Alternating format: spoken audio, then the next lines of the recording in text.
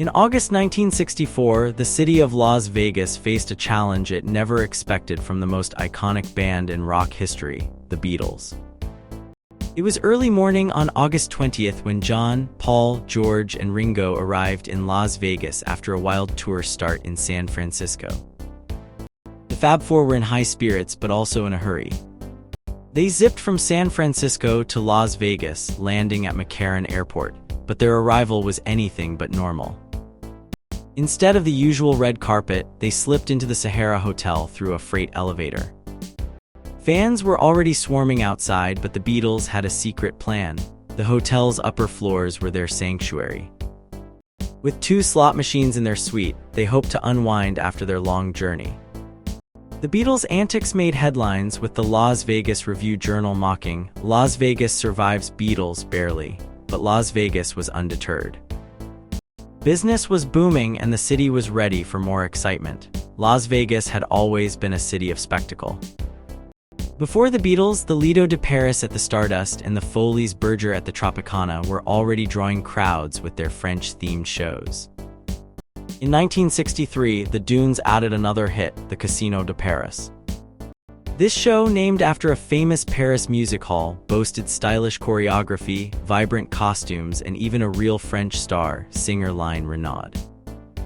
It became a long-running success, proving that Las Vegas could compete with any city for dazzling entertainment. But the real magic happened with production shows. These shows were extravagant, combining elaborate sets, costumes, and special effects. They were cheaper to maintain since the same show could run for years, unlike expensive star-led performances that changed frequently. However, the true mastermind behind these spectacular shows was Donn Arden, a man who blended the flair of Florence Ziegfeld with the energy of Busby Berkeley and the cinematic flair of Steven Spielberg. Born Arlo Arden Peterson in 1917 in St. Louis, Donn Arden started his career in dance at a young age. He learned from the great Robert Alton and quickly made a name for himself in Midwest nightclubs. By the 1960s, he was a powerhouse in Las Vegas, creating opening acts for major hotels and designing shows like Hello, America at the Desert Inn. Each show was more dazzling than the last, featuring rainstorms, fireworks, and even a simulated earthquake. Arden's shows were not just about big budgets, they were about creating unforgettable experiences. His 1964 production for the Lido de Paris featured a massive dam bursting, flooding a miniature French village toward the audience. By 1967, he was creating Pizzazz 68 at the Desert Inn, a celebration of Hollywood's golden age with tributes to iconic stars and classic films. Critics raved, calling it one of the greatest shows Las Vegas had ever seen. But behind the glitz and glamour, Arden was a demanding boss. His dancers were expected to be tall and slender, with a specific walk that emphasized sensuality. He was known to be harsh, especially after a few martinis, but his talent and vision kept the showgirls in line. They might fear him, but they also respected his ability to create magic on stage. Las Vegas was thriving, and the Beatles' brief visit was just another chapter in its story of endless entertainment. The city's ability to adapt and innovate meant that even as the Beatles moved on, Las Vegas would keep shining, dazzling visitors with its unmatched spectacle and charm. In the dazzling world of 1960s Las Vegas, dance and comedy were the heart and soul of the entertainment scene. While some dancers saw Ron Lewis as easy to work with, others admired him for his intense and innovative choreography. Lewis was a student of Jack Cole, a famous dance pioneer, and brought a unique, jazzy flair to Vegas. His style was all about energy, sharp movements, precise gestures, and an overall excitement that drew dancers to him. Lewis was known for pushing his dancers to their limits, but they loved the challenge. They felt special performing for him, knowing their work was original and thrilling. While Lewis was a force in dance, Vegas was home to many other talented choreographers. Jerry Jackson, for instance, started as a dancer and later became a successful choreographer for major shows. He brought a fresh perspective, understanding that Vegas dance was not just about steps but about creating a show-stopping experience. Jackson noted that many outsiders thought Vegas shows were simple and could be easily replicated, but they failed to grasp the skill and creativity needed.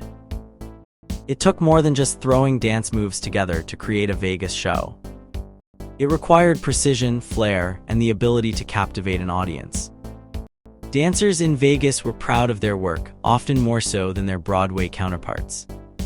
Sal Angelica, a dancer who worked with Juliette Prowse, said that Vegas was less stressful than Broadway and that dancing was the main attraction. Here, the dancers were the stars, and their performances were crucial to the show's success. Las Vegas in the 1960s was not just about dance, it was also a comedy paradise. The city's humor scene was powered by big-name comedians who had already made their marks on TV. Jack Benny, Milton Berle, and George Burns were regulars, drawing crowds with their witty humor and charisma.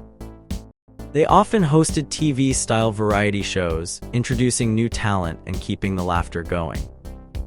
Jerry Lewis, after splitting ways with Dean Martin, found success as a solo act at the Sands Hotel. His shows were a mix of slapstick humor, songs, and engaging the audience, often pushing the boundaries of what was acceptable. Lewis's unique style and energy kept audiences coming back for more. Another big name was Danny Thomas, known for his role in the TV show Make Room for Daddy. His act at the Sands was a hit, blending his familiar comedic persona with new material. Red Skelton, with his gentle clown act, also thrived in Vegas, bringing his beloved characters to life on stage. Television played a huge role in launching Vegas comedy stars. Johnny Carson, fresh from hosting The Tonight Show, surprised everyone with his success at the Sahara Hotel. His 4-week run broke the hotel's attendance record. Carson's Vegas act was an extension of his TV persona, filled with clever skits and humor that appealed to the lively Vegas audience. He could be more daring on stage, pushing the limits of his TV humor. Joe E. Lewis was a pioneer in Vegas stand-up comedy, known for his slow pace and humorous tales about his drinking and gambling. His style influenced later comedians, including Dean Martin, who adopted similar drunk act elements. However, the stand-up comedians of the 1960s were louder and faster, needing to captivate an audience that was often restless and sometimes drunk.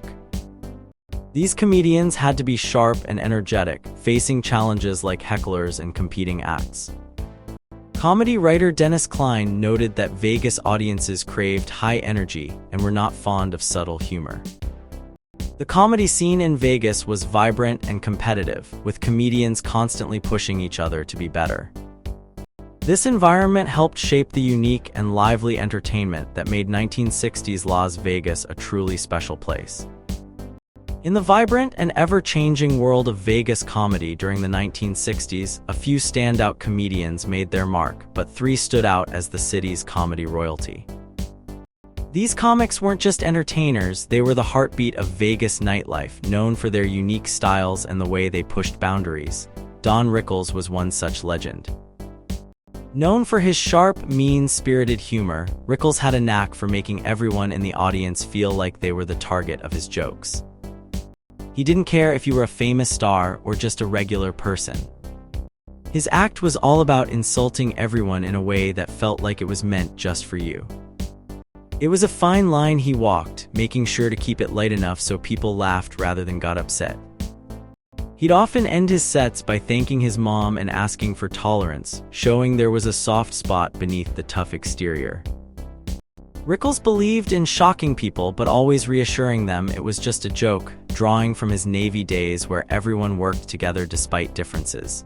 Buddy Hackett was another major name. With his Brooklyn roots and unique style, Hackett could tell several stories at once, making him seem like he was flipping through TV channels with his words. He started his career in the Catskills and made his Vegas debut in 1952. His famous waiter impression was just the beginning. As time went on, especially after his friend Lenny Bruce died, Hackett's jokes became even more daring. He believed if Lenny could get away with anything, so could he, but when Lenny's material became too risky, Hackett changed his approach. He started telling stories that were so wild, no one would want to steal them, ensuring his jokes were uniquely his own. Woody Allen, though different from the others, also dared to bring his unique brand of humor to Vegas. His Jewish, neurotic character resonated with many in New York, and when he took his act to Caesar's Palace in 1966, it was seen as a big step forward. Allen's humor was more subtle, often focusing on his character's inner thoughts and urban anxieties. Though he hoped to fill the house, he was disappointed by the empty seats. Still, he persisted, seeing it as a personal achievement to perform in such big venues after starting in small New York clubs. These comedians were part of a broader shift in Vegas comedy. While earlier comics like Jack Carter were known for their aggressive, straightforward humor, the 1960s brought in a new wave of comedians who were more cerebral and satirical. Bob Newhart and Shelley Berman were pioneers of this new style, using their wit and satire to comment on everyday life and current events, albeit in a deadpan way that required a bit more thought from the audience. Despite their differences, these comedians shared a common goal: to entertain and provoke thought in a city known for its excess and constant entertainment options. Their acts reflected the spirit of Vegas, a place where anything could happen and where comedy could range from the brutal insults of Rickles to the clever observations of Newhart. In the end, the comedy of the 1960s in Vegas was all about pushing limits, whether it was Rickles testing the boundaries of taste or Allen exploring the complexities of modern life through his character. Each brought something unique, helping to shape Vegas into the comedy capital it is today. Their legacies live on, reminding us of the power of laughter and the many ways it can be used to connect, surprise, and even challenge us.